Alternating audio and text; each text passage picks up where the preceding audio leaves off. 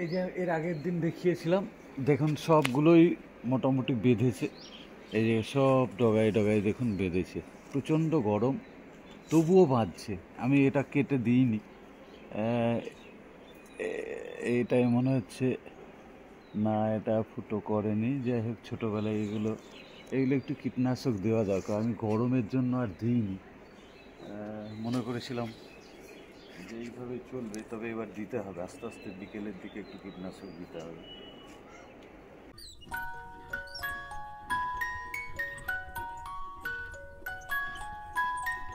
Hi friends, আমি প্রদীপ, আপনারা দেখছেন প্রদীপের প্রয়াস। আপেল গাছের বলেছিলাম আপডেট কিছু দেবো, তবে মোটামুটি এবার তো আবহাওয়াটা খুবই প্রচণ্ড গরম, তবুও দেখুন এরকম এসেছে। এই যে এইগুলো দানা যেটাই ফুল হচ্ছে মোটামুটি বাঁধছে।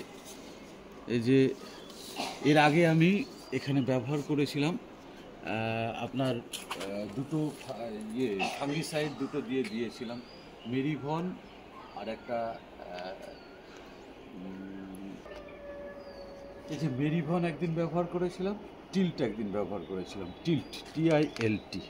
মেরিভনটা খুব কাজে লাগলো। দেখেন প্রত্যেকটা পাতা, আগে কিন্তু আমার এই যে পাতা পোড়া রোগগুলো, এই যে পাতা পোড়া প্রচণ্ড হিটে এই রোগগুলো ছিল, কিন্তু দেখুন এই যে পাতাগুলো বেরোচ্ছে প্রত্যেকটা, কোনোটাই নেই, কিন্তু এটা মেরিভন আর টিল্ট।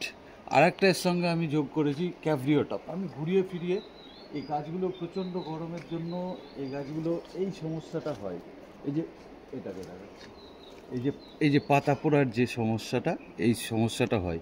কিন্তু এখন যে গাছগুলো দেখুন, এই যে পাতাগুলো দেখুন কত সুন্দর, একটাও কোনো নেই। এতে আপনারা হাতের কাছে যেটা পাবেন সেটাই দেবেন, তবে মেরিভন, টিল্ট আর ক্যাভরিওটপ বলে আমি দেখাচ্ছি।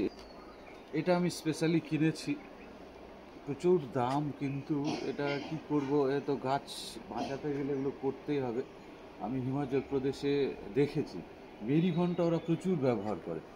এই যে মেরিভনটা ওরা প্রত্যেকে দেখি যে ওরা এই পাতা পোড়ার সমস্যায় এইটা ব্যবহার করে, মেরিভন। এটা BASF এই কোম্পানির, এটাও তাই, এটাও BASF এর কোম্পানি। এটাও আমি খুব কম মাত্রায় ব্যবহার করি। এটা 1 গ্রাম পার লিটার বা 1.25 গ্রাম পার লিটার, এটা 1 থেকে 1.5 গ্রাম পার লিটার, এটাও তাই।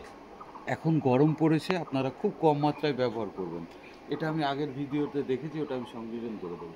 তাতে কী হবে, আপনার পাতা পড়ার সমস্যা থাকবে না। দেখুন আমার মোটামুটি গাছগুলো দেখুন প্রত্যেকটাই মোটামুটি, আর পাতা পড়ার সমস্যাটা আমার নেই।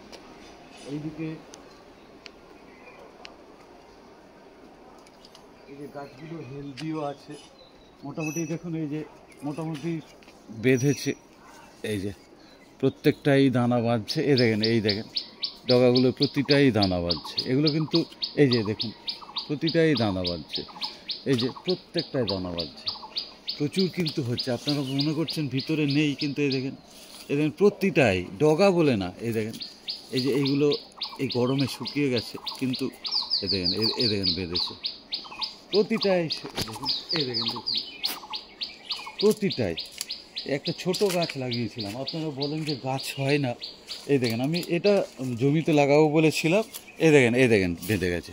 এই বছরই লাগিয়েছি আমি, গত শীতে লাগিয়েছি, দেখুন এই দেখেন চলে এসছে।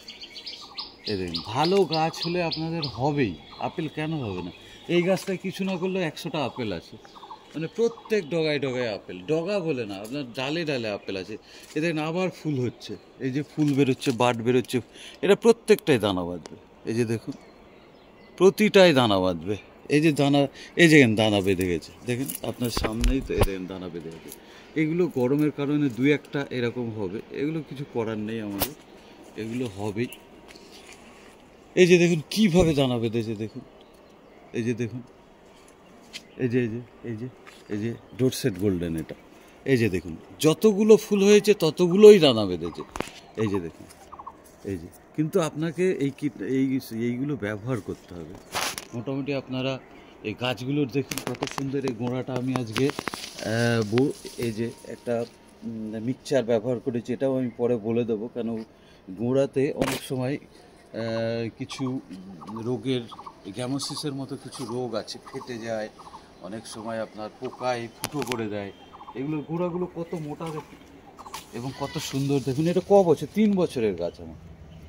এই যে এই গাছটাও আমি পেন্ট করে দিয়েছি। সবগুলোই করতে পারিনি, কিন্তু আপনারাও পারলে এইগুলো করবেন। এ নিয়ে আমি একটা পরে ভিডিও দেবো। আর আরও কিছু গাছ দেখাচ্ছি। দেখুন ওই টবে কিছু গাছ আছে আমার, ওখানেও আছে, আমি দেখাচ্ছি। টবের গাছগুলো দেখাই দেখুন। অনেকেই বলেন যে টবে আপেল হয় না। আমার টবটা দেখুন কোনো যত্ন নেই, এটাকে আমি জমিতে লাগাবো বলে দেখুন 3টেই। তবে আমার এটার একটা দেখুন, খুব গরম তো এখন, প্রচণ্ড গরম আমার এখানে, প্রচণ্ড গরম, প্রচণ্ড ঠান্ডা। শীতের সময় প্রচুর ঠান্ডা।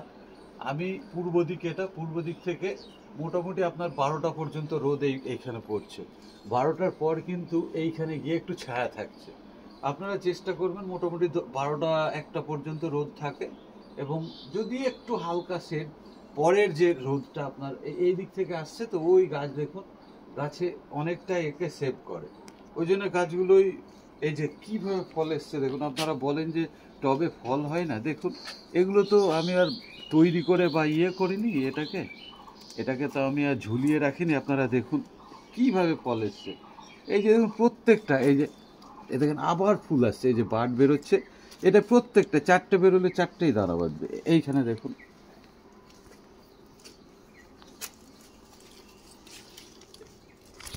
এই যে ফলগুলো দেখুন কীভাবে ফল এসছে। দেখুন প্রত্যেকটা ডগায় এই যে দেখুন কীভাবে ফল এসেছে। দেখুন ফল প্রত্যেকটাই ফল আছে। এটাই কিছু না হলে 50টারও বেশি, তারও বেশি ফল আছে। আচ্ছা এটাই দেখুন, এটাও অযত্ন করে পড়ে আছে। এটা এটা এটা এটা দেখুন ফুল চলে এসছে। এই ফুলগুলো আবার দানা বাঁধবে।